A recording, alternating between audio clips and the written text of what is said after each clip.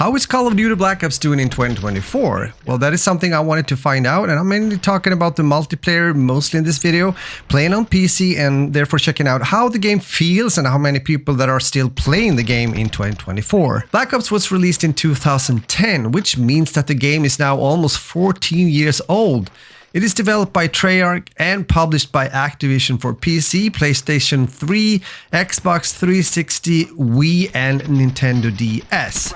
Coming back now to Black Ops is quite of a special and different feel in so many ways, considering that the Call of Duty series has developed quite some since 2010 and up till now. But has the changes when it comes to newer COD games with new improved graphics, more guns to choose from, melee weapons and colorful celebrity characters improved the series significantly, or is it actually the opposite around? Because the first thing that gets to me when getting into the Black Ops menu or UI once more is that its design is simple, straightforward and easy to navigate. And I missed that. Second, there aren't a ton of weapons to choose from, which makes it also a bit easier when it comes to choosing and building my classes. What that leads to is the fact that it's also a bit easier to balance such a game from a developer's perspective, I believe, which we're getting to in a moment. The first matches feels good, and I've always considered Black Ops to have some of the best gunplay that I've experienced in Call of Duty overall. I like the feel of the game, or the guns that is, and I like also the feel of the maps since they are mostly good and something that Treyarch usually does well, meaning good map design. As you may know, the setting of Black Ops is the 1960s during the Cold War, since Black Ops Cold War that was released in 2020 is a direct sequel to Black Ops. And even though the focus and my 2024 impressions are mainly focused on the multiplayer aspect of the game, I do still believe it is worth mentioning that the single-player campaign story is good when it comes to voice acting and a bit of a darker tone overall. I didn't play much zombies in Black Ops, so I can't really tell what I think about it in Black Ops, but I guess a lot of you guys have been playing just that and have opinions, so let me know. And although Black Ops had some technical issues at launch, the game was nominated for many awards. And when it comes to numbers, it can also be interesting to know and mention that Black Ops broke the record set by its predecessor, Modern Warfare 2, by some 2.3 million copies. The game had sold over 25 million copies worldwide, making it, at the time, the best-selling game of all time in the United States, and it remains one of the best-selling games of all time. In most FPS games, there will always be some weapons or other stuff that are considered to be better than others, and Black Ops is no exception. However, it is obvious when playing the game again that the game and gunplay overall feels more fair, if you will, and balanced compared to some of the newer COD games I've been playing recently. I guess that has to do with the fact, as hinted earlier, that when there's less variables in a game, then it's also a bit easier to find a better middle ground and balance. And it can of course also be so that they were also better back then to achieve that balance. Since I have a feel nowadays that devs often put new guns into a game just to discover that they need to nerf it into the ground, or the opposite around, because something else will be affected by their actions. Either way, in Black Ops I feel that I can use almost every gun, but I still have a chance to perform well, and every gun has more or less a purpose and a place in its category of weapons as well. Most of the time I play as a sniper, and I do that in most FPS games. Doesn't matter what title it is, although not so much at all in this video. But I do remember the controversy that happened around the iconic L96 sniper in the game when they decided to add a huge amount of sway and whatnot, which got a lot of criticism, especially from the sniping community within Call of Duty. However, they did find a kind of a middle ground, and still up to this day, the L96 feels pretty amazing, and it feels also rewarding to get kills with this gun, and it is a sniper for sure that takes some skill to use in order to get consecutive kills and therefore do well in the game.